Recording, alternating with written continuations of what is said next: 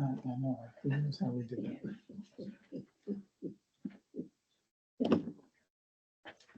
For the first 10 years of elementary school, she didn't have indoor plumbing.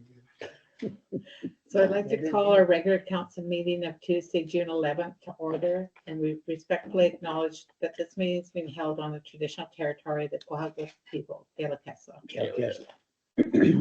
We have a request to have 2 additional items on our agenda. So for these items to be added, we need unanimous vote of the members present to approve the delegation as per section 18(2) council procedure bylaw and the pending new business of the request for approval of special occasion liquor license. So all in favor of the late additions? Any opposed? Carried. So may I have approval of the agenda as amended? Moved by Councillor Tidbury, seconded by Councillor Smith. All in favor? Carried. So we have the minutes of the special council meeting held May 28th, 2024 for adoption. Moved by Councillor Texmo, seconded by Councillor Tidbury. Any errors or omissions? All in favor? Carried. We have the minutes of our regular council meeting held May 28th, 2024 for adoption. Moved by Councillor Tidbury, seconded by Councillor Smith. Any errors or omissions? All in favor? Carried. Moving on to delegations, we have our first delegation of Ken Larson and Dave Francione regarding the mobile home park utility rate structure and service maintenance, 7100 Highview Road. So just before we have our delegations come up here, I just want to remind all our, we've got 2 sets of delegations, but each delegation has 10 minutes for your presentation and an additional 5 minutes for answering any questions, if there's any other questions. But also for the delegations, no decision will be made at this meeting because it's an open meeting, but we will hear what you're saying. So please come forward and thank you for coming and presenting. Can we both come forward? Yeah, there's two chairs right here. Yeah, right here.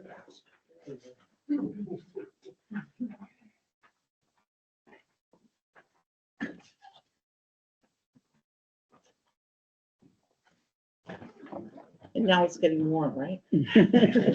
He's talking. Good evening, Good evening. Mayor and Council. I'm Ken. for having us. Yeah, thanks for having us. I'm Ken Larson and my partner Dave Francione here.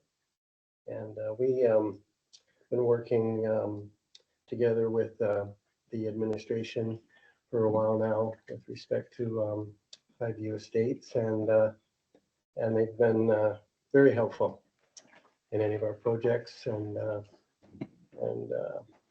you know, we've had various challenges with our property, and I want to say that the administration has been really most helpful in all of our challenges. So just wanted to say that first, and then we sent in a letter. I'm just wondering if everybody had a chance. Yeah, we got it. Yeah, If there's any, if it's, wondering if their letter was clear, or if there's any questions, or if there's anything that we could answer, or anything that we could add to the letter. You want us to go through it? we, At this, sure, if you want, because that's Okay. what, like, you could have just submitted the letter, Yeah, but you've come as a delegation to present our case. present your case. yeah, sure. Okay. So Lisa was kind enough to say we should reference the bylaws that we have had just a small challenge with, and then maybe what we're requesting, and the reasons for those requests, and then some of the recommendations. So we have reference bylaw 1171 with regards to the rates, and for water, sewer, and other services. And they currently, for the billing purposes, our manufactured home is lumped in with multifamily, multi-unit, and similar to it is like a townhouse complex. So we we feel that manufactured home parks such as ours are quite a bit different than townhomes. It's probably maybe not a fair place to lump us in. And that, so I've provided a couple of sketches to show, just sort of a basic difference. Bottom line is the meters and meters, over hundreds and probably over 1,000 meters of various services, water, sewer, sanitary sewer, storm sewer, and roads that we have to take care of on our property. Whereas we're not sure, but we don't think that most of the townhome and or multifamily have the same challenges in that respect. So we have to take care of all of that on our own. Currently have to take care of. Currently we have to, or currently we do, yeah. And whereas bylaw 02-212, it makes reference to services being provided by the municipality up to and including the curb stop. And whereas we don't, of course, ours is not, we don't receive that service, so we have to take care of all that on our own. After a main shut-off valve, which is shown up in one of our sketches there. So we're requesting some consideration from council as we, we're responsible for all of this servicing, but yet we're having to do all of the maintenance. There must be a maintenance component, is what we're saying in the rates and fees, and but we have to take care of all that on our own. So we'd be looking for, we would be suggesting that maybe it would be more fair to have some of the maintenance and some of the items actually to be taken care of by the municipality, and or some consideration with the rates, which would allow us to provide that new rate to our tenants in support of what we think is a really excellent affordable living environment and community that we want to keep maintaining and keep promoting with the business. So the recommendation would be to provide a category for manufactured home parks. We've got 99 units that we're paying for right now, and but we're taking care of a whole lot of the infrastructure ourselves, and or if the district would take responsibility for some of that maintenance on all of those items from the property line up to the curb stops, up to the lot lines, which is what we're lumped into. So what Which we're currently paying in the rate. Yeah. It's similar to, in some respects, to, having your cake or making the cake and eating it all yourselves. We feel that if we're going to maintain all of that, and I've referenced some of the distances there, there's 1,350 meters of 6-inch and 4-inch main lines on the water line that we take care of ourselves, and we don't mind doing that, but if we're lumped into a category similar to other types of residential developments where we're clearly not, we may be, we're paying for something that we're doing ourselves. And we're just wondering if we could have a look at that and maybe consider putting us into our own category and maybe sharing some of that, And or sharing some taking over the some maintenance of our of facilities. the water sewer.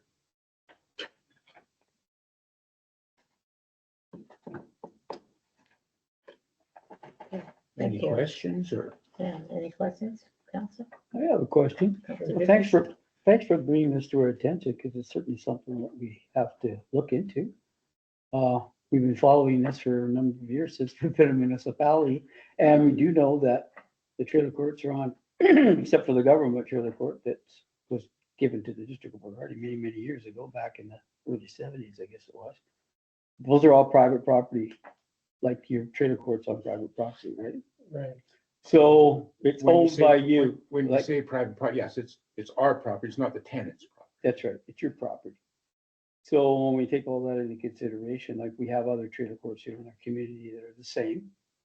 What do you know from other municipalities, how they deal with similar situations that you're dealing with right now? Do you have any suggestions of how other municipalities deal with the situation that you're in right now, or the concerns that you brought to us? What do you have? We can speak from for other Alberta, we can't municipalities? speak for- Yeah, we can't speak for BC right now. In Alberta, one of my experiences had us responsible for, there was a cutoff at the property line, but we didn't have to pay for 99 services times the rate. There was a, I don't know if, we certainly weren't lumped in with townhomes. Okay, It was a manufactured home. Right. park. separate designation then. It was a separate designation because Okay, the county recognized that we had to do work on our own in there and or. right, And right, that's what it was. okay, That's the major difference, is that we feel the rate that we're being charged, there, a component of that rate takes care of the maintenance you may or may not have to do up to the curb stop Right. on the main lines. right. And we have that responsibility, but we're being charged the rate. Okay, the same as multi. Correct. Right. Okay. Yeah. Okay, well, thank you for that. Anyone else have any other questions? Pretty much. That was my question about other municipalities, so. Right. We know RV parks are somewhat the same as you could say, you've got an RV instead of a modular home, Mhm. and their rates are, in Alberta, are extremely low, like Mhm. $12. Yeah. Okay, well, thank you. Okay, Thanks. well, thank you for your time. Thank Look you forward very to your much. reply. Yeah, thank you. Take care. Have a Enjoy good your night. evening. Yeah, have a good night.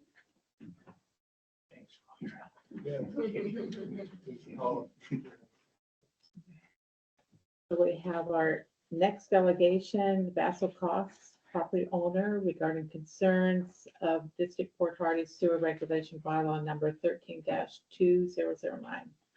Vassal, please come forward. John, or Councilor Tipperary? As I'm a dear friend of the department here, Mr. Cross, I feel that I should leave the meeting at this point in time because I don't feel comfortable in the decision making that's going to come out. I think I might be in a conflict of interest. So, Thank you. Councilor and I Tipperary. realize that it is just a delegation. Thank you. Thanks, John. We'll call you back. What a friend, thank you. What a friend. I ended that right there, right? Exactly. Good evening, council. Appreciate it for all your time and also the time that you're gonna allow me for just to say what the problem is. I have issue with this problem for last 45 years, not yesterday, not last year, not. Some of you know about it, some of you don't. And maybe that is the John Tilbury that excused himself because he knows what goes around and what it is. Issue is with townhouse that I purchased 46 years ago. And I had a problem with that for a number of times. Issue is sewer. And a dispute is I never got enough time to get to mayor and council and this. What I get from local, and they always sidetrack me. It's not there, it's not there, it cannot be. But today we have a camera. Today we have a lot of means that can be level shoot from one end to the other and find out where the problem is and what it is. Now, what I did, I will give you a little of scratch that I drew on a paper. So each of you can look at it and I'll try to be on this side to explain. May I? Yeah. And wait for you. Hey, you don't have to get up. I I think it's one. If it's two, then you can share it, okay? And then it's for you. Yeah. And for you. Mr. McGill, one for you as well. I brought my friend, same thing is that you may say who he is. He is the local guy that is here for many years. He is familiar with sewer in many parts of the town, but he did not participate on this portion of sewer that they cannot say anything, except he can ask some questions for me or help me to explain what goes on. The sketch that I just presented to you people, I wrote down main sewer, and then I wrote down number of townhouse, which is 9524, I believe, if I'm correct. Is it, did I put 9524? And I put 9425, so could you excuse that and then just put, correct the number for each of you, that you know what it is. It's 9525. It's 9524.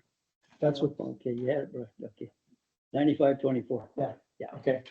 The issue there is that whoever built the house is below the grade of the sewer pipe. And when I had the last problem that I've had, I had to dig out from the house that is the number, all the way to the opening of sewer, which is on your properties, which is city property. Before that, there is a little pipe circle that is clean out pipe. Mhm. There was no knowledge of that. There was nothing there till I had dig out the whole pipe and came to this one. That is left for clean out and buried underneath of the concrete. So when I found that out, then I pulled it clean out and pipe was solidly blocked. There was no even room for the water to go through. We cleaned that out, and the city, when I complained, they're saying that it's not their problem because they shoot the dye at that time from the sump, which is right that a big circle on a pipe that goes down. Is everybody can see it? And from there, they shut the dye comes out, said, well, there's no problem. But they didn't know, and I didn't know, that this pipe out of my house is not connected to your property there. It's taken down to the same ditch, and it's connected down approximately 18, 19 feet, according to what the expert said with the camera. Mhm. So how it's connected, I don't know. But some of you know it, that there is water sitting in that pipe all the time. And that water cannot, I mean, soon the solid comes in, it cannot go because the sewer is higher than the pipe that comes out of my house. So the question I asked, nobody answered because they said, it's your responsibility. So I'm in here to say that it cannot be my responsibility because my house is at least 50 feet away from that property, and it's run through your guys' property, and it runs to the connection that I am not familiar how it's connected. That's why I thought Mr. McGill, he may ask the question, or he may ask how it's connected, but that is, the pipe came out most likely with underneath of the pipe, because it's a guarantee that I dug out in here, and the pipe that comes out of my house, it's set in the same ditch, and it is at least 3 inches below the pipe. So how do they get the grade from, let's say that is 10 meters, and it's 6 inches difference? Mhm. So my question is, the only way that I can say it is dig out and find out. On whose expense? Well, if I'm allowed to go into your property and do whatever, then I would have to open it up and then find out that it's still 3 inches higher than the level. And then I have to either lower a whole sewer line in ground, or what am I going to do with the sewer that is connected nowhere?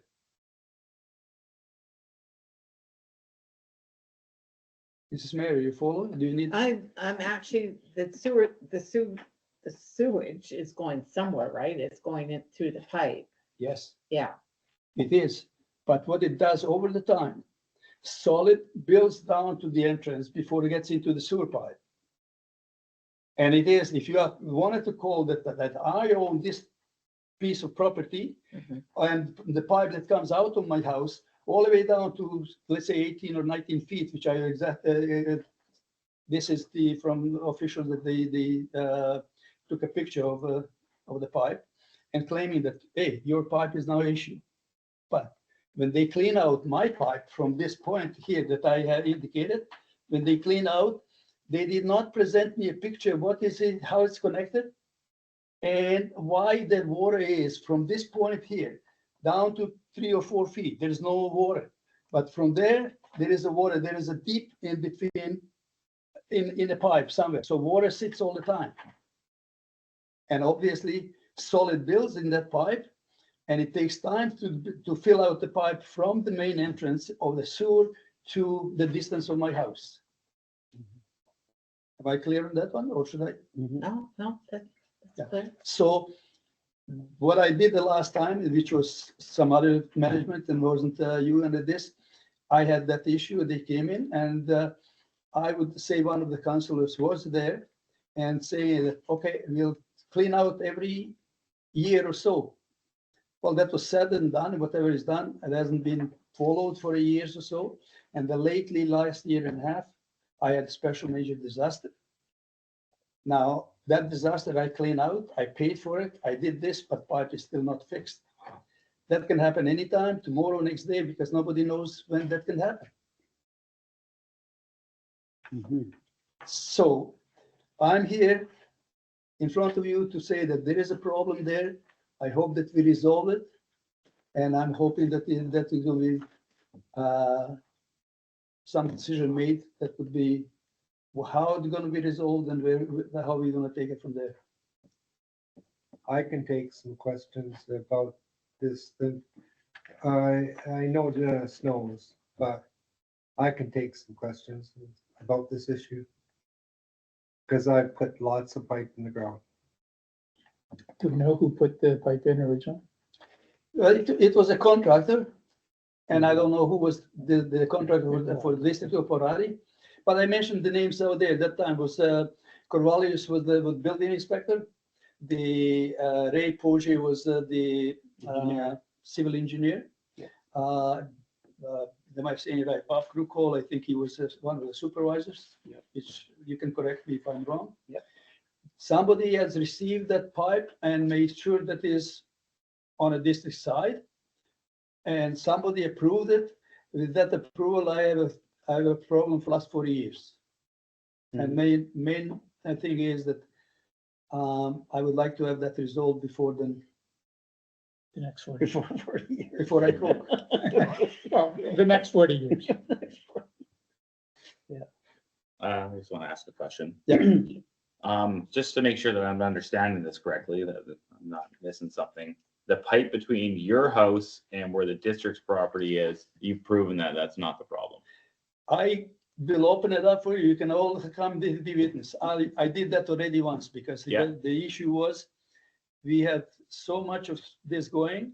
I had a plumber there and he told me the pipe broke down, sand is out there and it's all crushed, and he had auger and machine that was the 30 feet the line, and he said it's just coming out with solid sand and gravel. Mhm.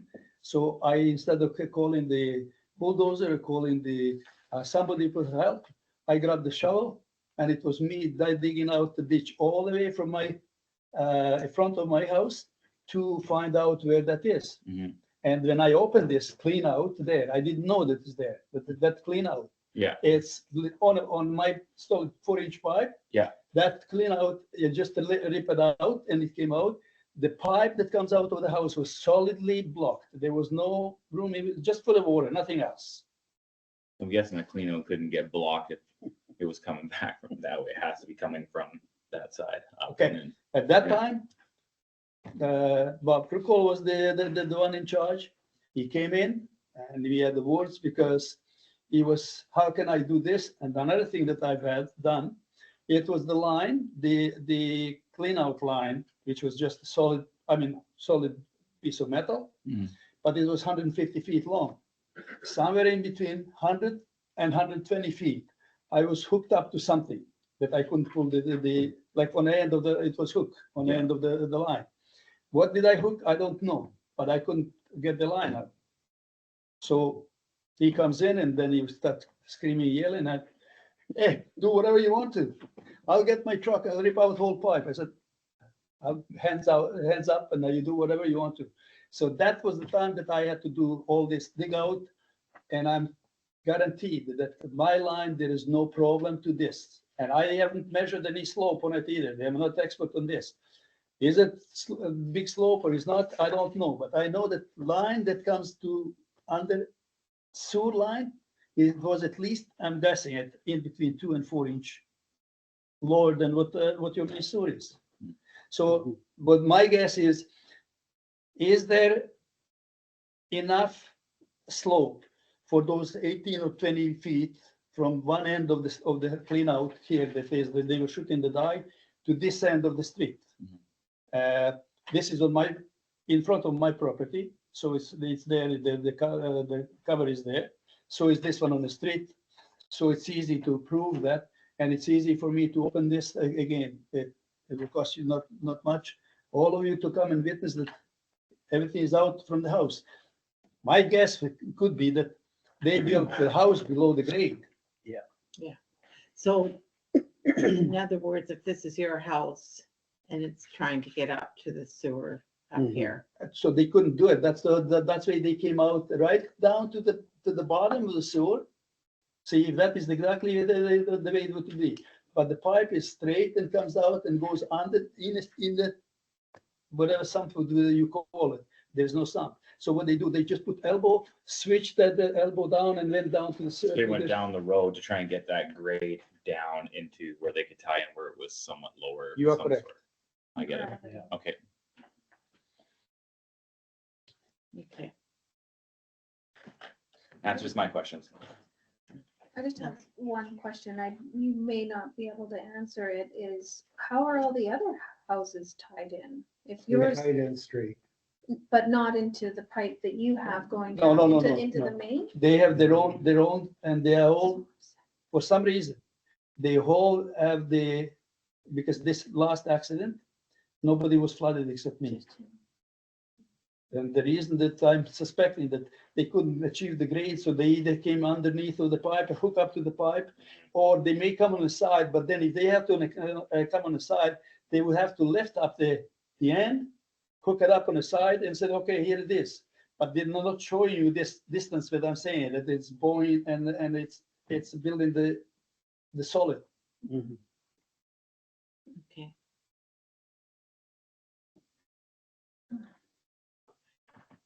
Any other questions? Answers all my questions. Thanks for bringing it. Thank you. Thanks, Ezra. Thanks for bringing it forward, and we will be discussing that, and Please do. Thank you very much for your time. thank you. Thanks for And coming. pick up the rest of the papers that I have of me.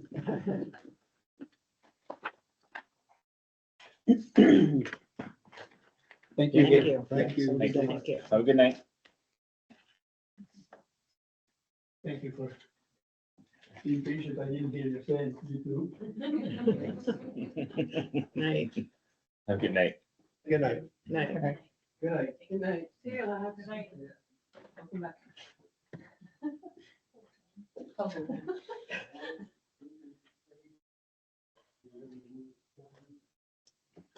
Yes. So we have business arising. Under that, we have the council action item report on May 28th for information. Any questions or comments? So good. So good. Under new business, we have the request for approval of the special occasion liquor license for the Father's Day. Oh, sorry. I'm sorry. There is another suggestion from my helper. And he said that I should have mentioned that I have really exhausted all my, what I have with you guys. If you come, I hope you come on the positive side. The only way that I can do is go legal. And if that means anything for you, That is my instruction from my helper. Okay, and I do know that, you could go with the ombudsman first, because that's free. She gave me this, but what she gave me, it's not really what I can go with ombudsman, I can go public, or I can go legal, all this. Mhm. Yeah. So just to say that I hope this is the last resort, that we resolve it here, rather than me going to spending big money, and whoever, you gotta spend my money too, if you go any further. Yeah. Mhm. So take that into consideration, that he said, hey, it's important that I mention that. Okay. It's not a threat, it's just my next option. Yeah. Thank you very Sure. much. Absolutely. Thanks, Ed. Thank you. So we have a request for approval of special occasion liquor license at Father's Day Classic Ball Tournament. And we know that this is something that's coming forward. We don't have all the paperwork and all the necessary documentation. But our CAO, Nelson Smith, has drafted a possible motion. So the council approves in principle a special occasion liquor license for purposes of providing a beer garden at the Port Hardy Slow Pitch League Father's Day Classic Ball Tournament to be held June 13th through 16th, 2024, located at Beaver Harbor Park, subject to receipt of the permit application, applicable fees, and liquor liability insurance coverage in the amount of $5 million, naming the District of Port Hardy as additional insured by district staff, and all other requirement as per council policy CP 9.1 be met. Councillor Tidbury, I'll make that motion. Councillor Smith. Any other comments? Just a quick question, that policy CP 9.1, that also includes the designated driver in that's what incorporates that? Yes. Yes. Okay. I see. Okay, I see thank it's you. not. Okay. Thank you. All in favor? Any opposed? Carried. And just if I could, Mayor, Louisa drafted that, so thank you, Louisa. Thanks. Thank you, Louisa. It's perfect. I couldn't have said it better myself. Pass the buck, Heather. So we have correspondence from Emily Howard, RFT. From Emily Howard, RFT Land and Resource Coordinator, about the wildfire risk reduction North Island Central Coast Resource District. About the notification of wildfire or wildland urban interface wildfire risk reduction plan development for information. She did say that if we had any comments or concerns, that we Mhm. let her know by August 1st at the latest. Is there anything we want to bring forward with her? To make bigger band signage. You know, when fire bands are on, Oh, I see. yeah, to make the signs bigger. Mhm. Because like I say, I witness at parks and I can see people taking axes into the park. And that just tells me that they're using to Build a shelter. build a shelter. No. Anything else? No, we did have a plan done around our community anyway, so I guess that information would be provided back to them then?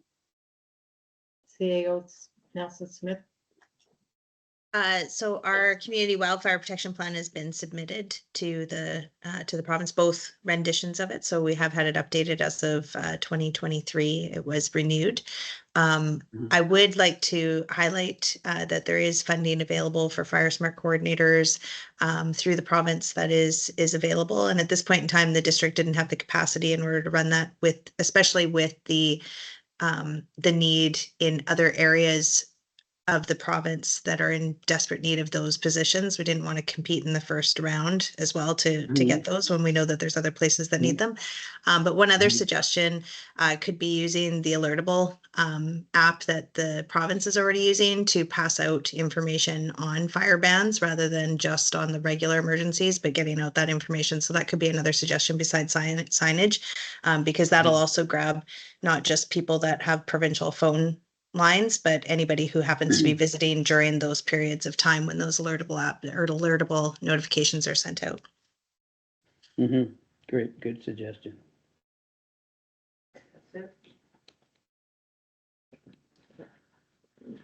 Yeah, if I may, is that something that could be like on a QR code in our parks that like go out to the west coast or anything? Well, like there's that? no, There's no yeah, no, service. no No service, internet. yeah, it wouldn't work. Oh, never mind. Yeah. Parks in town would work perfect. Absolutely. So we need that. You could always internet ask anyway. Elon Musk to extend the service. But in making the alarm system, that's great, but maybe other media outlets could advertise too. Mhm. Gosh, we need that entrance out It's for our scary, west it's gonna be a coast, eh? scary year. Quiet start.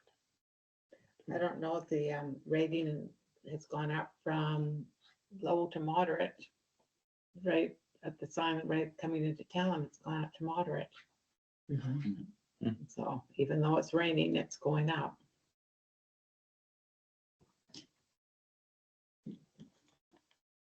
Okay, so could we direct our staff to respond with those suggestions? Mhm. Thank you. So we have Kermit Dahl, the mayor from the city of Campbell River, long-term viability of British Columbia forest sector. The information, the letter he sent to Minister Ralston. Any comments? Councilor Robertson. So, yeah, no, just, thanking the mayor for his letter and just acknowledging that forests in BC, in particular coastal forests on the island, are in a situation of transition.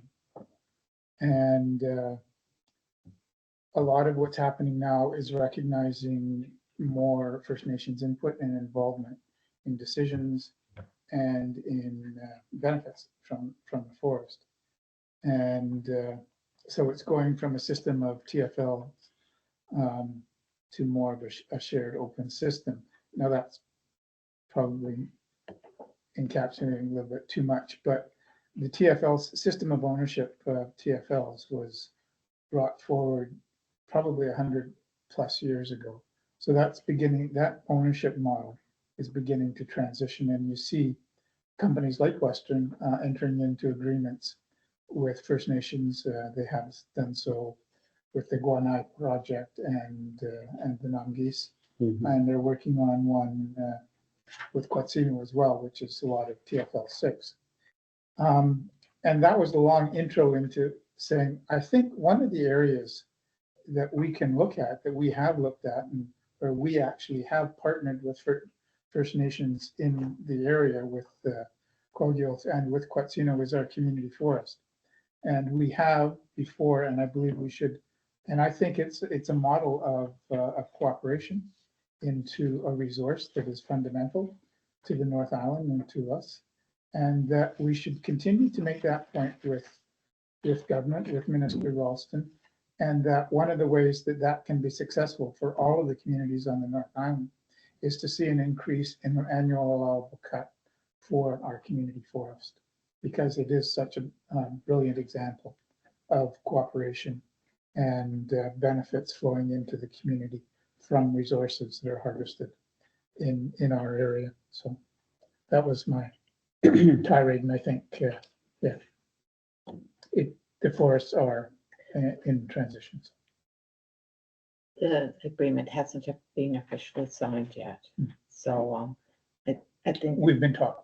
we've been talking, Been talking. certainly we've been talking, and hopefully by the fall it will be all signed, and then we can advocate for that. But I do know that logging on the island is Slowed down. slow. It's very slow right now, and no new permits have been given out for a bit. So it's very challenging.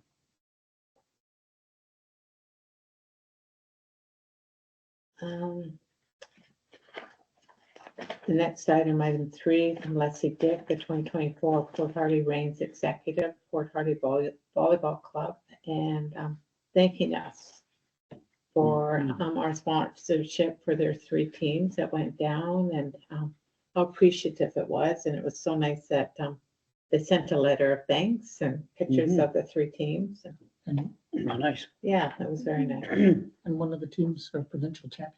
Yes, That rocks. it does rock. Mhm. It does. They reign. Hey, right, that's right. That's their sign. From John Tidbury from the Port Hardy Lions Club regarding the 2024 Palombi Days Parade for information. And I have responded verbally that I will be happy to be participating in judging the floats. And I've also mentioned that I will not be accepting any bribes in the judging. Good try, Mr. Tidbury. That's really good stuff. Moving on from Leighton Wishart, the chair of Palombi Day Society, regarding requests to council for the Palombi Days celebration, July 19th to 21st. So there's a number of requests. And so he's asked for closing Market Street from Hastings to Central Street, Main Street to Market Street, and Douglas Street to Rupert Street to Market Street for the duration starting Friday at 4 to Sunday at midnight. This, CAO Nelson Smith, is this the normal request for that long of a closure? Have to take it off of mute. My apologies. So the road is typically closed for the whole weekend. But starting Friday at 4? Yes. Okay. The vendors will show up first thing in the morning, so we close it off so that nobody can park along that way, so that there's lots of room for the vendors to be able to get in there. And because otherwise people will get their choice spots and then they're having to deal with towaways in the first thing in the morning. Okay. And then the road closure for Granville Street and Market Street for the parade. And how great is that? A soapbox derby on Saturday morning. Love it. That's coming back. It's great. Yeah, it is. So the parade, what time does the parade start at? 12 noon. Okay, so that's why the closure is at 10 o'clock to cover the derby. Yeah. Then the other request is portable benches or bleachers from the beach area to be moved to Carrot Park. I don't think we've done that before. No, we That's it. have not done that before, but they're very light. They, back of a flat deck, they'll just sit there and they can tow them in. Yeah, basically for setting up for the volleyball. Yeah. tournament. No, I understand that. So how would they be brought in by District of Port Hardy staff? That's that request here. And CEO Nelson Smith, I'll turn that over to you. We'll have to look at logistics of just getting them out there. I know that there was a couple of concerns about just hauling them out there and doing that, but we have to do a little bit more digging on that. So council just agrees in principle and we can figure out logistics. Okay, Thank you. thank you. And I did have one other thing that's not included in this letter is the special occasion license for a beer garden at Carrot Park. So again, we could approve in principle for that special license for the beer garden, Just like the previous motion. just like the previous motion, and Yeah. approve in principle for the bleachers, assuming all the logistics can be worked out, and then approve everything else as presented. Correct. Free motion? So would we do that as 3 motions? I'm deferring to what Louisa's look on her face might be, if she would prefer 3 motions or if she would like it all in one. And I'm okay to do it in a single motion, and then we'll just specify in the motion that the approval of the beer garden special occasion license, liquor license will be in principle, and that the provision of the portable bleachers will be in principle. So moved by Counselor Robertson, seconded by Counselor Smith. Any other comments? Go flow me. All in favor? Carried. Thank you.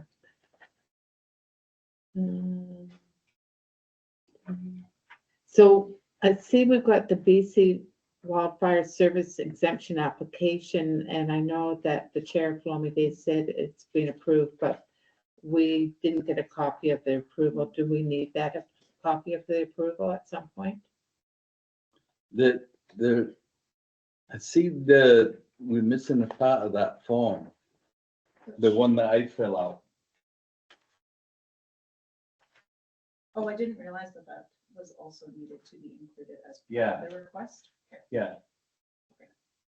But, we have to get to light off fireworks, commercial fireworks. I have to have, somebody from, this office or the fire, chief to sign off so I can light the fireworks. Okay, so we still need a little bit more information, because in his letter, he said he's applied for and been approved by BC Wildfire. Yeah, they've approved everything. But does does the district need that copy of the approval? We- Uh, I can answer that. So typically what will happen is we'll get the letter just before if there is a fire ban. But they won't, I don't think that they'll issue the letter unless the fire ban is actually in effect.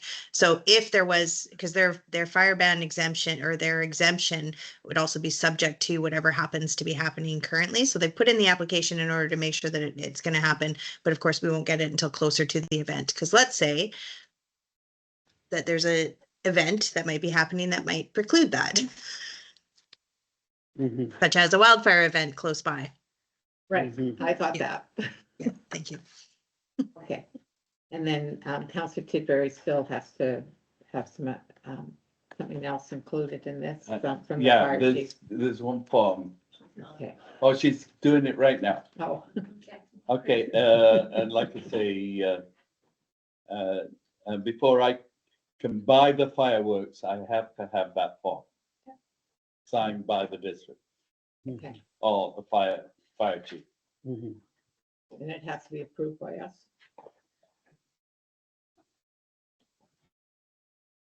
Doesn't it? Yes, we have a letter Yeah. Yeah, that essentially provides that, and that's dated January 31st, 2024. So it specifies requirements for the fireworks. Okay. So do you need a motion from council for that, or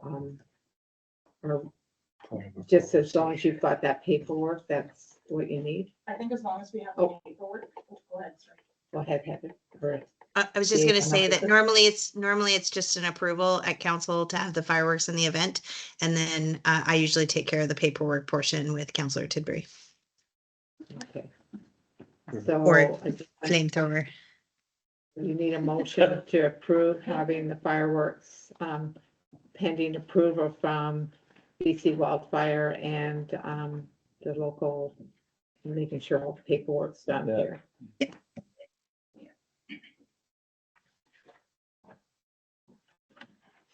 Deputy Corporate Officer, I was just gonna say, the request for the fireworks was as part of the letter to council and was to be included as part of that motion, previous motion. Oh, okay. We So did. we don't need a okay, so we're good, awesome, thank you. All right, so we're fine then. Moving on, from Chair Vanessa Craig, Regional District of Nanaimo regarding legislative reform initiatives. So, that was a lot of information in there. Huge. I struggled with that. I had to reach out to Heather for help because I was like, I don't even understand what I'm looking at here. This is a lot.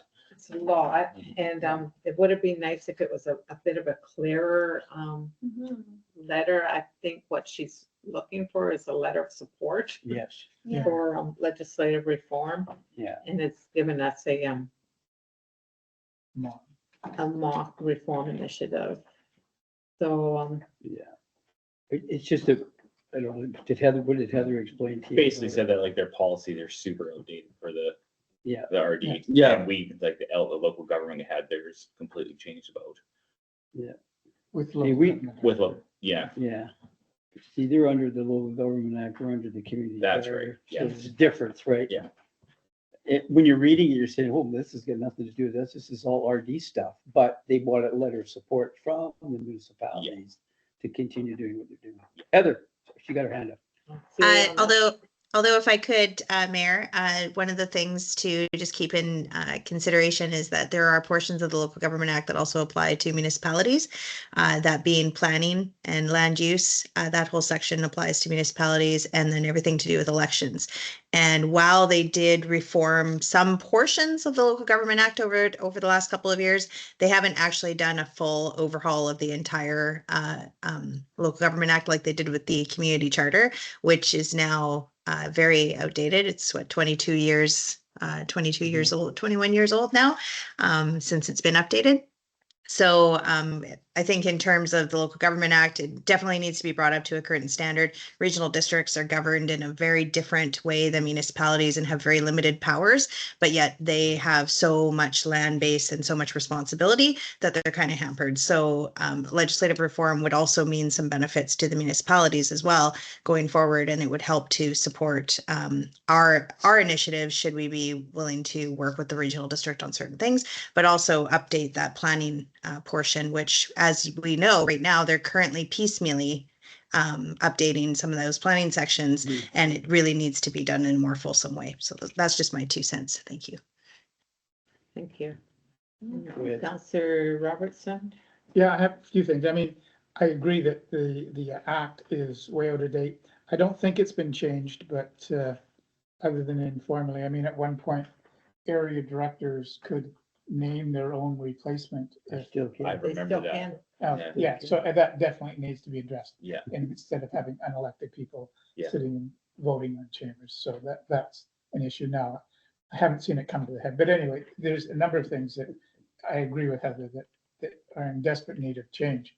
My question, however, is that in all of this and in all of the potential changes, what impact it will have on us as a municipality. If all of a sudden, the RD is given new authority and new taxation abilities to tax on the land base and all sorts of things, how does that have an impact? And I know it's kind of a nebulous question that there's no real answer because we don't know what the changes are. But what are the potential impact? What's the potential impact on our community? If there's none, fine. If it's benign, if there is going to be an impact, then before it happens, I would like to know what that impact might be so that we could have time to have an intelligent comment about it. So it may be nothing, but I don't know.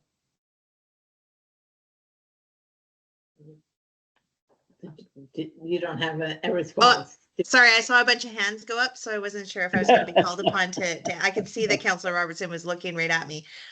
So I think that from my conversations with the CAO from the RDN, the approach that they've put in the package is to ensure that it's stakeholder led. So of course there will be municipalities and regional districts that should form part of that legislative reform policymaking group, similar to when they did the community charter. Now, well, what I would say is that there were certain things that were put forward in the original community charter that were then taken out. But I know that when the community charter was done before, UBCM, the province, stakeholders from municipalities and regional districts all sat at the table, and lawyers, et cetera, to form those policies going forward. So that would be your opportunity to be able to have your say, and you'd have people that would be hopefully appointed that you would be comfortable with to be able to make those determinations at that table.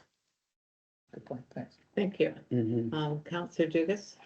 That's what I was basically gonna ask. So what representation do we get from the municipal side? Because they're just talking about in that letter, RD, the Nanaimo part, they wanted to, they're kind of being the ones that are focusing on getting this done, but how did they formulate who's gonna be involved with the committees, and are we gonna get representation from, obviously, our RD hopefully, but not only that, but us as a municipality? We My don't sit on that too, right? Yeah, my recommendation would be to include it in your response back, is to ensure that there's municipal representation that ensures that the Local Government Act amendments are reflective of municipalities as well as regional districts and all local governments as a whole. Like I said, the portions that pertain to us regarding planning and the tax, and elections is a small piece, but it's a fairly large piece that hasn't been updated. So of course, municipalities would have to have some kind of say, because it is how we're governed. All of our public hearings are done through Local Government Act and not through the community charter. And so that would be my recommendation, is just to include you have it in the letter. Counselor Tidbury? Over my years on council, that this has been talked about quite a bit over the years, and from the provincial point of view, they always feel that you must have the backing of regional districts and then the local government. And of course, I have concerns with that, because I feel that we have our own structure within ourselves. And when they did change it, okay, to the new act, I thought, okay, so the next step is the regional district step. And they never to this day have done that. And it's, our regional district is better than a lot of other regional districts. At least we can talk with each other. Well, you're saying the other ones can't? Not what I, We'll get your word on that one, John. not what I hear, but I just wanted to point out that not all regional districts are created equal. So yeah, that's right. I mean, just in terms of composition, if you look at Strathcona or Nanaimo, I think the majority of the people on those regional districts are from either Campbell River or Nanaimo. Correct me if I'm wrong, but that's not the case with other regional districts, which are made up of, for instance, ours, of all sorts of municipalities around. Yeah. As well as the areas, distinct areas. So They have such a large representation at the table. So yeah, that's why. yeah, that's what. So anyway, it's just something to come. But we have to be part of the discussion. Oh, absolutely.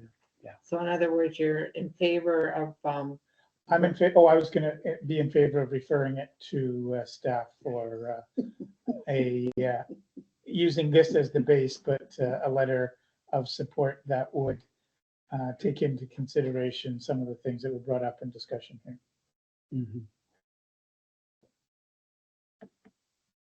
sounds good. Do we need a motion? Yes. We got a motion. Moved by Councilor Robertson, seconded by Councilor Tidbury.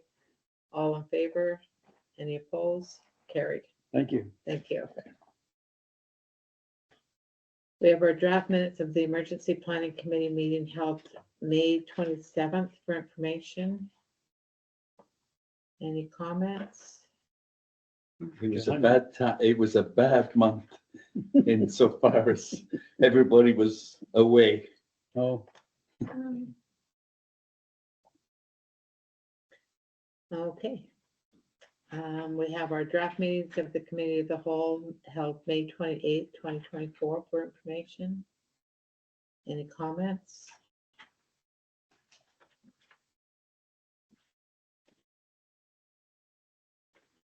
On to staff reports. We have our CAO, Heather Nelson Smith, preparing the District of Port Hardy 2023 annual report for adoption. Before I turn it over to Heather, I just want to say that was an amazing report, and thank you very much for bringing everybody together and collating it and making such a professional looking document. Yeah, very good job. Very well done. Yeah. Awesome, thank you. I just had just a quick little note to just make sure that I mentioned the fact that my job was made easier by the fact that I had all these wonderful people who work around me that do all of this work. So, you know, you and the staff and the volunteers and the contractors and everybody else, and everybody's working really, really hard to make Port Hardy a really great place to live, work, and play. So I was really excited about this year's annual report, and just a good opportunity to kind of refresh the look a little bit and do something different. We always like to try something new. And so ultimately, I guess the only question that I have is, does anybody have any questions or concerns or things that you would like me to highlight? It was enjoyable to read, Mm-hmm. Yeah. and I found it very easy to read. Very easy to follow. Very Yeah. good. Mm-hmm. And I think for anyone that doesn't have any questions or anything that needs to be highlighted, I would like to encourage anyone in the audience or in the public to have a look at it just to see what's been accomplished over the past year. Mm-hmm. And this will be shared on our social media, Mm-hmm. correct? Yeah, it's Yeah, already it shared is on shared. it. Yeah, okay, perfect. Awesome. I did just want to quickly, because I actually put because I shared it as a embedded link, just to kind of give you some ideas. We had roughly 64 viewers, which normally I think I get about 3. So 64 viewers online, that was pretty good, and that's not including anybody who might have picked up a more of the PDF copy off of our website. So just in terms of social media and the embedded link, 64 viewers. And they spent more than 2 minutes looking at it. So that's good. Yeah, look at the page, look at the page. That's great. Highlights a lot of what's going on. Mhm. It's really good for the public to see a lot of those things that they might not know otherwise, that there's a lot of hard work going on behind the scenes and in the public and within the district and everything. So good job, Heather and staff that helped with this. Great. Thanks.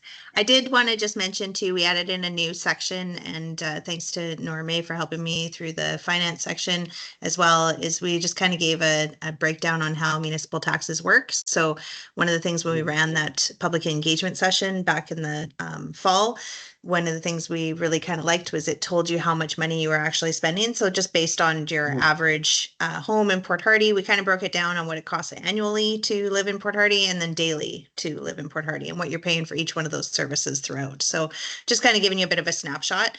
And then and of course, you know, recreation can't go without all of the wonderful things that they've done all year. And then with Public Works, we've got Jason now on board, so we're gonna beef up that section a little bit more next year, and so that we can compete with recreation and all the great things that they're doing. But I did want to say that Jason took some pretty fantastic drone footage to add into the report that definitely made it a lot more pleasing to the eye to be able to look at. And then we're looking forward to getting, you know, obviously anything going forward. And if anybody has any suggestions of how to make it better, just let me know, and we'll see what we can incorporate. Thank you. So we have a recommendation that the District of Port Hardy 2023 annual report be adopted as presented. Moved by Councillor Kingsbury, seconded by Councillor Smith. Any other comments? Good job. All in favor? Carried. We have our Director of Financial Service, Norma Isaac, regarding the 2024 Q1 report for information. Mhm. I just wanted to point out that I like the green and red designations. See a lot of green. That's awesome. Yeah, I looked at the red first and I got panicky, and then I realized what it was on the green section. So thank you. I think, whoa. Love red there. Yeah, we can see on the graph one, I didn't change the colors on it there, but that's what we'll make sure next time. The same format as last year. Q1 kind of is just a bit of a sneak peek at, you know, there's not much to say about Q1 because everything's getting started and, you know, we get going into it a little bit later. And Mhm. some of the percentages, of course, like mentioned before, look askew because if they're a small budget, that only takes a little tiny bit of money to make really throw them off. Mhm. I made some notes on the summary where things are clumped a little bit more together and gathered, and the little arrows show you which ones are gathered. So with the protective services, that is really the fire protection, and their fleet just hasn't had, much work done on it in Q1, so there's a little bit where it's hard to know what you're gonna be doing. And then we had also put aside some other funding that's just kind of based on a report that's come out, so we'll wait and see. That'll catch itself up for sure. The next one really is, well, the red, if we want to look at that with the Seagate, that's just some timing with insurance. So that's going to really clear itself out of there. Mhm. And then going down, it would be like recreation and it looks higher on the one side, but when you look over, really the 92,000 is just, we haven't got the pool going to where we want to yet, right? So no sense pulling it out there. We all know what that's all about. And the civic center is just some wages that we haven't spent over there, and that's timing. Mhm. And then water is, again, equipment fleet, and that comes back to wages because we're not spending money doing anything on any equipment down there. Mhm. Q2 report, we'll start seeing how we're doing a bit more, and that'll be out in July. So any questions? Oh, just great job. That's good. Easy to read. I did see our fire truck driving down Island on Monday morning. Yeah, yeah. Heading to Vancouver. Yep. Thank you. Thank you, Naomi. Thank you. We have our CAO Nelson Smith regarding the 2024 UBCM Cabinet Minister and staff meeting requests and topics for discussion. Mhm. So we have a staff report.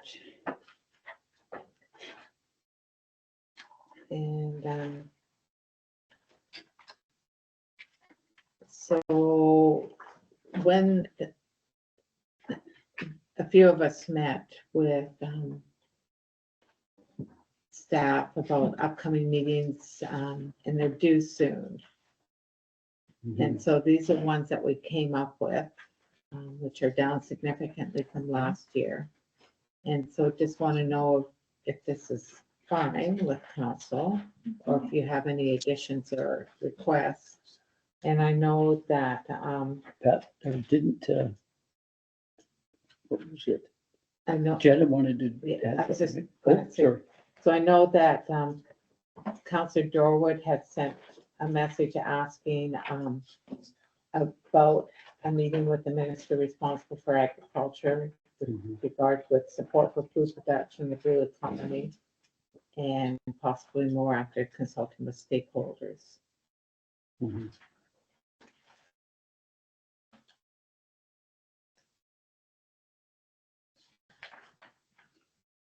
Any other comments?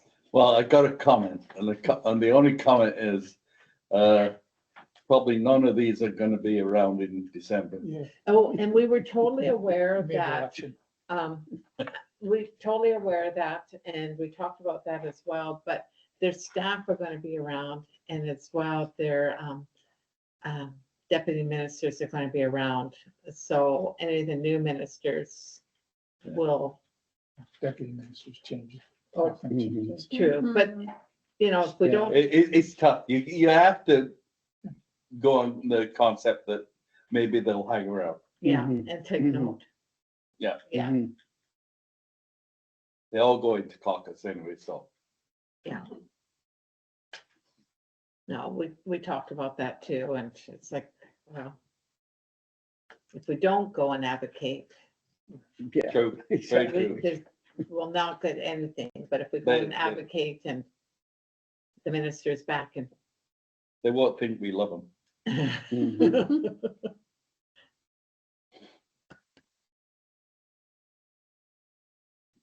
So with the addition of the Minister of Agriculture, Mhm, are you fine with this? mhm. Want deletions, changes? We need to grow mushrooms. We do. Yes, Involuntary. could be under the agriculture. Yeah, isn't that what we were just talking about, the addition? Yeah. Oh, you meant in it as a whole. Yeah, Yeah. sorry. Mhm. Yes. I know you were referring to Councillor Dorwood's suggestion, but yeah. Yeah. Yeah, I like it. I think that's very on the pulse. Okay. Do we need a motion for that or just? No, if it's okay, just the report's more just if there's any changes or anything else, and we'll make that addition from our perspective on our end. And get those Okay. requests in for next Friday. Mhm. Okay, thank you. All right, again from our CAO about short-term vacation rentals for information. While I was So in if the hall, our short-term vacation rental guide. Yeah. Mhm. So I thank you, Mayor. The last couple of months, we reported that there's new legislation, and so council had requested that once the legislation had passed and we had had about 30 days in to give a report back to council on the changes and what the impact has been. So you can see that we've had short-term vacation rental guidelines since 2020, and prior to the new requirements as of May the 1st, we had 5 licenses issued for short-term vacation rentals. We now have 13 licenses issued currently within the District of Port Hardy. And I did a search on June the 7th when I was writing this report, and there are approximately 29 units that fall within short-term vacation rentals that are listed on the Airbnb website. I haven't even gone to VRBO at this point. So we will be starting with notices to those owners to get their licenses, or they will be suspended from being able to advertise on Airbnb or VRBO. And it sounded like in your report and in the legislation that the organizing bodies are also supportive of this sort of thing, the Airbnbs and the VRBOs. Mhm. Yes, in fact, during the process in which we were trying to get the licenses done, which, you know, a lot of people waited until the last minute of the 13, some of them were proactive, but there wasn't much time. And Airbnb took the hard line that you needed to actually prove that you had a business license and had a photograph of it in order to be up online. And interestingly, one of the things I noticed prior to this legislation coming in, and I was actually looking at booking an Airbnb, one of the units that I looked at renting actually said that they didn't have smoke detectors at all. And I thought, well, that's interesting because it's actually a legislative requirement that it be treated the Mhm. same as a hotel. And so I actually opted not to stay there because I figured they probably didn't have a license. Mhm. Have to have wired smoke detectors. Why, yeah, hardwired, isn't it? Yeah, Yes. I think there's been some people scramble. Yeah, I get a So, lot of phone calls. Oh, Mhm. sure. Where are my smoke detector? so have the Airbnb and VRBOs been contacting you or the district with the ones that haven't submitted their business licenses? No, because now the province has it's basically a portal where you can go on and you can see a listing, and then we can actually send a notification directly through the province's portal to Airbnbs that are listed, and a copy of that. It's my understanding that a copy of that also goes to Airbnb and VRBO, so that they are put basically under notice that they have to get their licensing, and then there's a time frame in which to go from there. But the beauty of the new portal, which interestingly the province was able to get up fairly quickly, is that you can do first notice, and then you can do second notice, and then third notice is you're done, and then it's automatic, and we don't have to worry about doing all of that. We just have to make sure our notices are followed accordingly.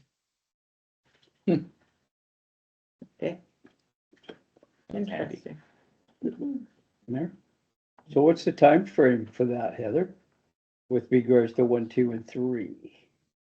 Well, it isn't really set in stone at this point in time. So in some cases, some municipalities might be going straight to number 3, especially if they don't have legislation that says that they have short-term vacation rentals. I do know that I have a printout of all of the ones that are currently listed. And we have a policy that says that if you get a business license after July the 1st, you can get half off your business license. So that I have that printout so that we won't have any people trying to dodge the full year's licensing requirement. And so basically we'll do the first one, which of course will follow all of council's regulations, which is to seek voluntary compliance where we can in our bylaw enforcement efforts. And then where we can't, then we'll go to enforcement. Thank you. You're welcome. All right, any other questions? The brochure's out. I picked it up. I picked it up when I went through that door there. Okay, thank you. We'll get one. Thank you. Yeah, Are you doing a vacation? it's kind of No, interesting. Just read up on it, so if somebody asks, Yeah. I can give them the scoop. All right, we have no current bylaw or resolutions. We have the pending bylaw number 1164-2023 amendment. The zoning bylaw 1010-2013. Council reports. Councillor Dugas. Oh, there. Yes, thank you. Yeah, in the last couple of weeks, one of the things that's coming up, we have what they call the seaweed industry development plan, which the RD is working on, the regional district of Mount Waddington, to try to get interest with regards to seaweed farming up in our North Island. And there's going to be a workshop on June, which is next week, June the 19th, at the Civic Center. And as the mayor had mentioned to me before, they gave her a reminder, but she didn't get the first notice. So it's open to all of the directors and obviously councilors, I believe, to go to that session if you're interested. Follow me days. Our next meeting is going to be June the 17th, which is next Monday night at 6:30 here at the hall, and we definitely still looking for volunteers. We appreciate everybody's help. What was a volunteer at the Hardy Hustle on the weekend. Thank you, Naomi, and your team for all the hard work that you guys did to put that together. I think there was over 100 participants, they said. Well, how many? 102 registered. 102. Crazy amount of people, and congratulations to our counselor here, Rod Texwell, for winning the 21K. He's still in pain. A job well done. That was excellent. It was great. And I know that our mayor was there handing out medals to everybody. And most of them were pretty sweaty, I believe. It's a long run, 10K and 21K. And there were some walkers too, so that was pretty good. It was a great deal for the community. Also, today the mayor and myself and Councillor Dorwood were at the BC Salmon Farmers AGM, and very well attended. Unfortunately, the weather wasn't as great. They had a barbecue down at the Carrot Park there, and some of us joined that. It was very well done, and it was good. It was very well done, very well presented, and they're working really hard, and they're waiting for the decision from the Ministry of Fisheries and Oceans to make a decision here. The licenses end at the end of June, so we haven't heard anything yet, but we're hoping that it's going to be an extension with regard to the fish farms in our area. But time will tell. So thank you very much, Mayor. Thank you, Councillor Robinson. I will be brief. I missed the meeting that I was meant to go to due to an illness, so I wasn't able to make it to the meeting or back in time to watch the Hardy Hustle. But congratulations to all involved. It sounds like it was great, and I'll pass for the rest. Thank you. Let you elaborate for me? Yeah, I know. Okay, never mind. Councillor Timber. I just had a couple of things, and I put a little pamphlet in front of you. It's like this, and I found this very interesting. I wanted to pass it on. And this is TFL 6, and this is the TFL 6 that they start out with 217,200 cubic meters. meters, Oh, okay? That's a start of that, of a TFL 6. And then they start deducting.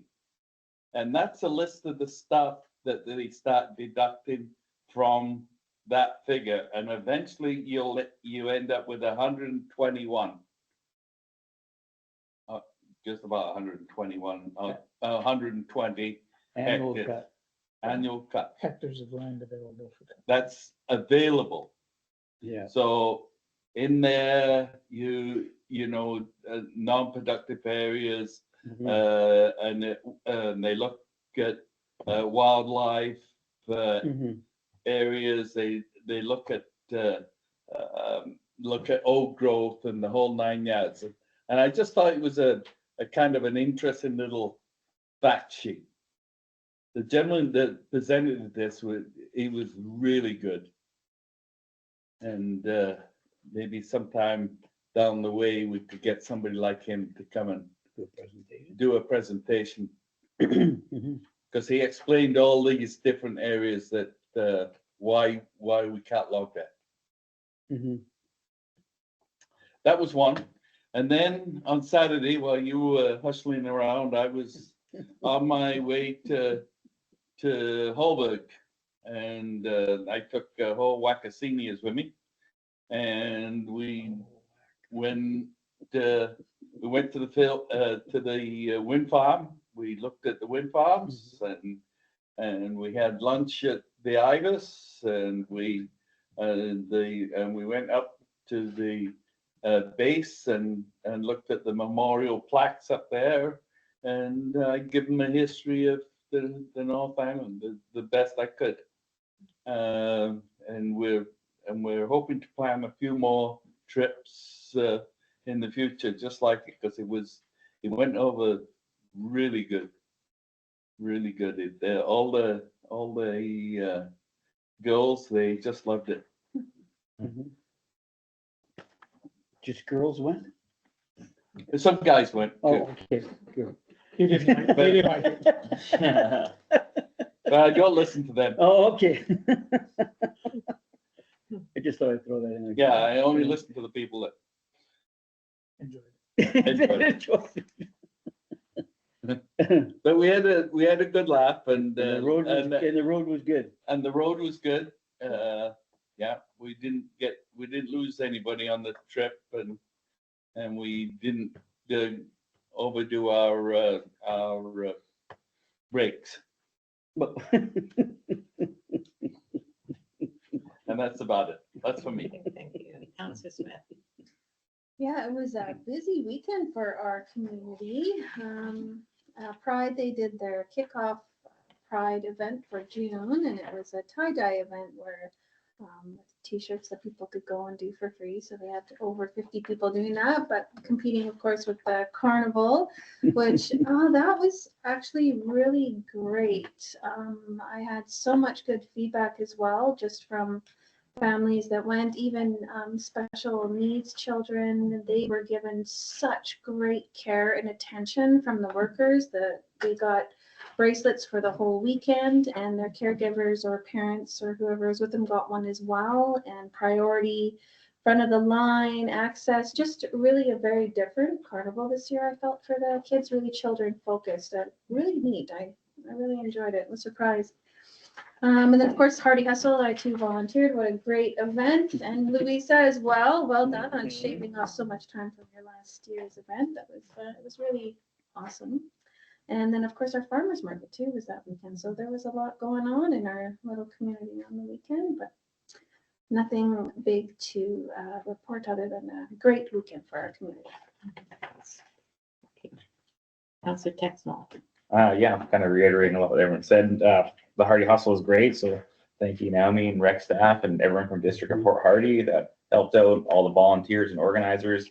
It was great. Everyone was in good spirits, and just little things that mean a lot to me, like, running around, and then, I see Heather there, and I'm in first place and she cheers me on. So that gets me a little bit going. I get down to the seawall and I see our mayor cheering me on. It gets me a little bit more going. And then on the checkpoint, I'm seeing more and more council members and district already. So it meant a lot to have everyone cheer locals on and everybody on. It was a lot of fun. A couple of things that I thought were really great about the event.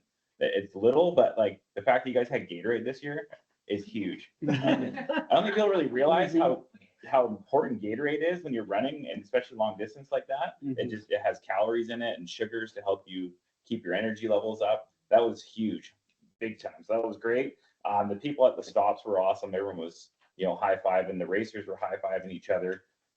It was great. The Rotary stop was priceless.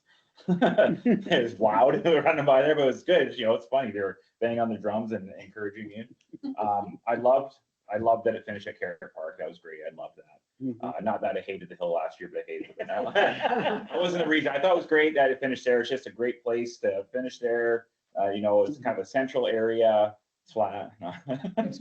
Yeah, there's grass. It's just, I really enjoyed having it finish there and start where it did. The route was great. Everything about it was great. I hope that you heard nothing but good things about it, because it was great. So thank you for that. And then, to reiterate what you said about the fair, the Shooting Stars people, they were so good that I sent them an email personally.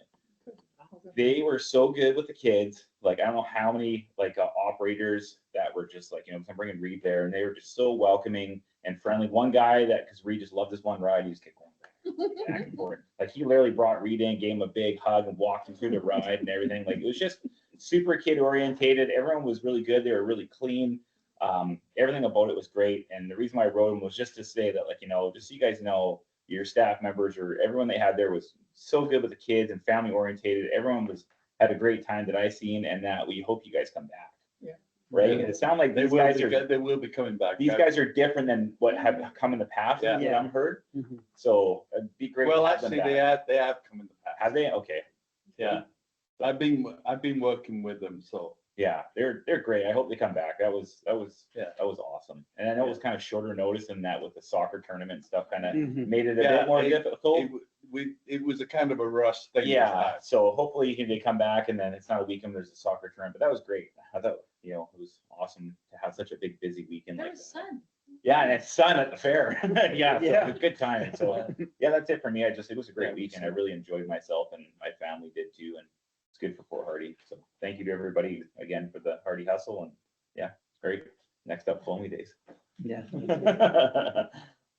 I'll just reiterate some of the congratulations to the lead for the Hardy Hustle, the rec department, but the coordination of Public Works, doing all the signage, the volunteers, the bike sweepers behind all the runners, all the stations, and everybody that helped out. And some of the signs, I had a sign given to me by one of the workers, and run like a toddler is chasing you, or something like that. Oh, with yoga, so it was just everybody going by that I put the sign up and cheered them on. They just laughed and they ran a bit harder, and it was heartwarming, and seeing all the smiles was great. And but we know it takes truly a community to put it together. There were so many volunteers, and most of the volunteers, as they left their station, came down to the finish line. And they were cheering on people too as they came across the finish line, whether they had family or they were just there to support the community. So it was really, really well done. And please pass on our thanks to the both departments, because they were integral. It couldn't have happened without everybody working together to make it work.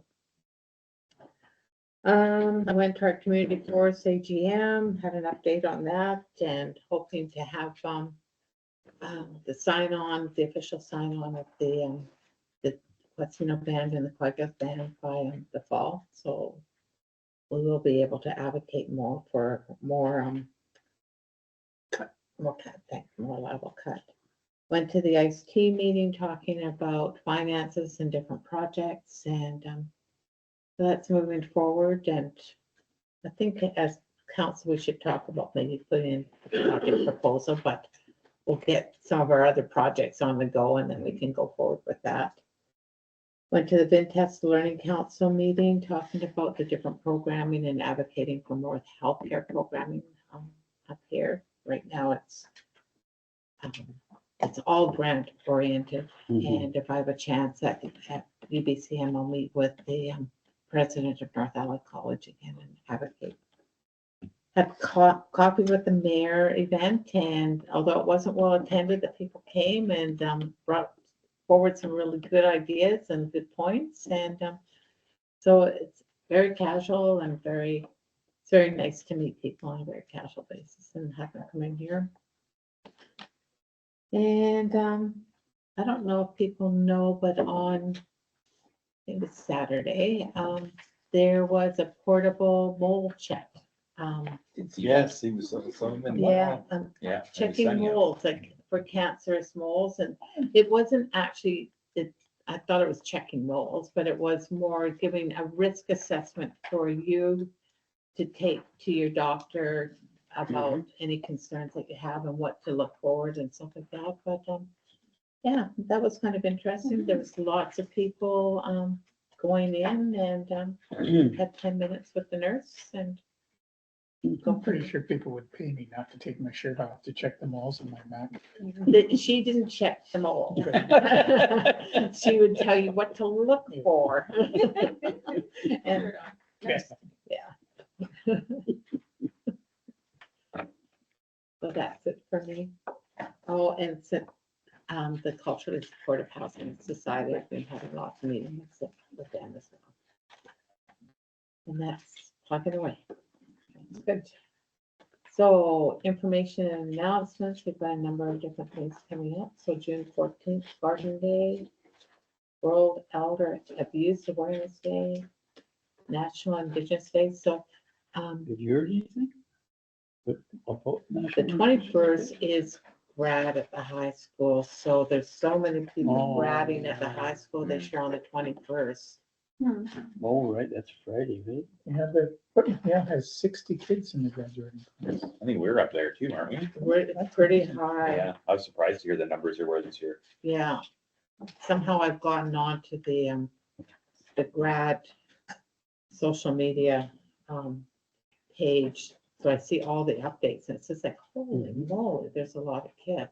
So I haven't heard anything, but we do have the 2 flags that I'm sure that will be put up, or 1 flag that will be put up.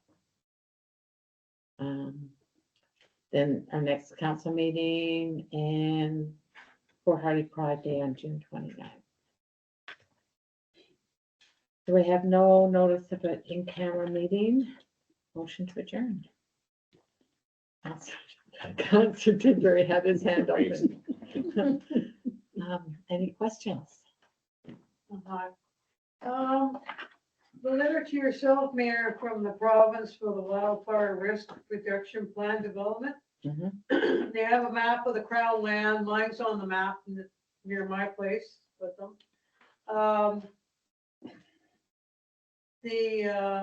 With the Crown land, they're saying to come and do tree thinning, pruning, or prescribed burning. You have a bylaw saying we can't do slash burning near our homes. They did try to do it out there by your water towers and it got stopped there a few years back. If you come into my forest, there's thinning, doing any thinning or spacing. They have a video you can watch there. I've watched it. Then the trees are going to come down their own. You're going to open up the windbreak there and they're going to come down with the wind. By my place there, my house is like 20 feet away from the crown land there.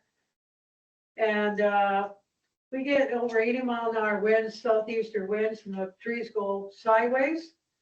I haven't had any issues in 28 years I've lived there with those trees. I've had one come down because a neighbor was cutting on the crown land, got reported, opened up the windbreak and a tree come down, and we had to deal with it in the back end there.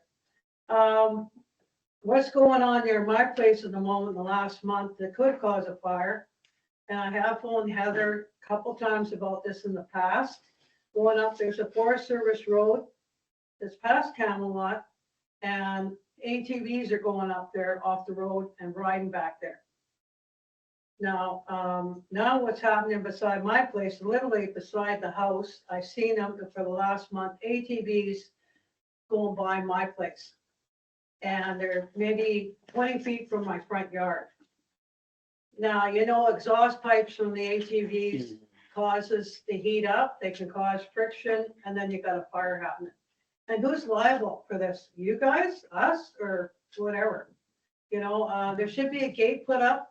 They're going across and they're going to that Forest Service trail, which is an extension of Camelot, and they're going out in the highway and they're going up to Red Gate. That's what they do. I don't know if something's going on back there or what, but there should be a gate put at the front and a gate at the highway to stop this. And we've had 2 fires up by Red Gate by human cause with ATVs in the last little while there, and you've had to deal with that. So I'm just telling you because I've seen it for the last month. I can literally see them driving by my place. The 2 ATVs each time.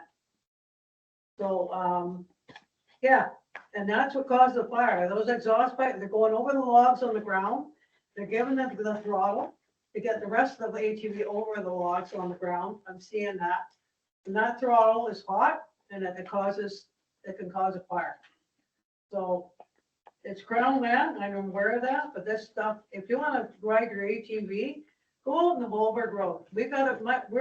I've got a brand new utility trailer, Ken and I are paying for 480 volt for storage per month out there. And those are the things, you get a trailer, you put your ATVs on it, you take out the bush and do whatever you want.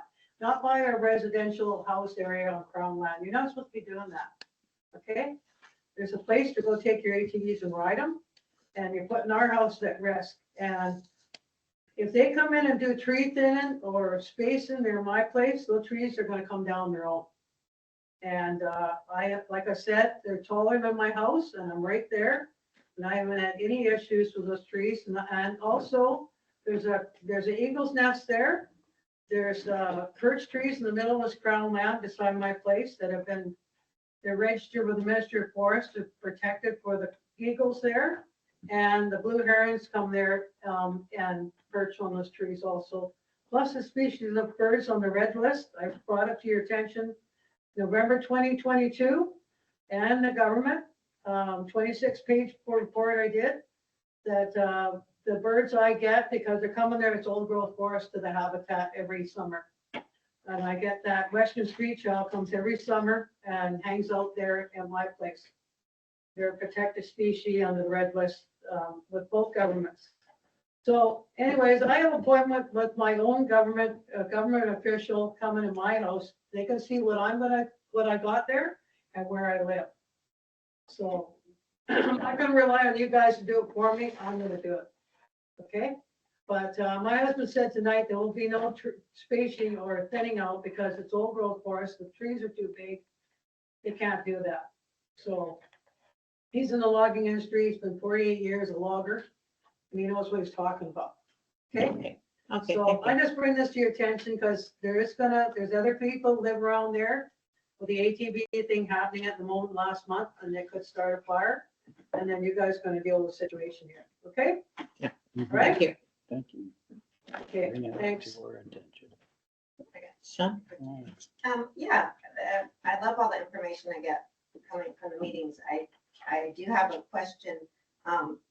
Online on the agenda, I could find the committee reports for the committee of the whole. It's not in this package, but I just had a question regarding that because I did read it before I came here, and I just looked and during that meeting you had a delegation or a report for animal control and the harbor authority report, and there wasn't any link or any report listed with that. And I noticed that Port McNeil has it as part of their regular meeting, not the committee of the whole, where they get the reports and they give the links and you can actually see the animal control report and the harbor report, and it gives all the information, but we don't have that. And I'm just wondering if the reason.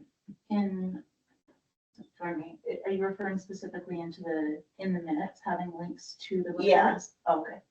Yeah, so I didn't see it, whereas the other, like say I support, does that as part of the regular meetings where they give the reports. And I really enjoyed Sergeant Bush coming and giving that report. And there, I know there are things and people have questions just regarding maybe the other reports and why we don't get access to those. So, go ahead. Okay, you do it's in the committee of the whole report, but we did point out to animal control that their report was a little vague and we wanted more of a report. Okay, so that's why there was no real link to a report. So the reports were provided as part of the agenda package, and the minutes were just providing, like summary as per, the certain style of, reporting for the meeting. So for, committee of the whole, we're doing a little bit more of a thorough summary of what is, the content that's discussed or reviewed or highlighted. But the actual report that's provided, that's part of the agenda package. We're not including that as part of the, because that agenda package isn't removed, it's kept and maintained through our online portal and is available for access at any time, or people can always. And you can find that report on there, that's the agenda package. Okay, that's it. Okay, thank you. If you would like, you could show that here. No, I'll look at it more. I was just curious. Okay, that's all I have. The only question. Okay, thanks, Sean. It's only Heather online, or is this? Looks like it, yeah. That's it? Just me, and I have no questions. That's right. Okay, well, have a good evening, Heather. I hope you can find your peeps. I will go and find my peeps. There might be one here though, so I got found. Oh, there. Hello, whoever's there. Hello. Yeah. Yes, hello, whoever's there. Okay, Enjoy good night, your everybody. conference. Night. Good night. Oh, good night, Jason. I went down to the library board meeting and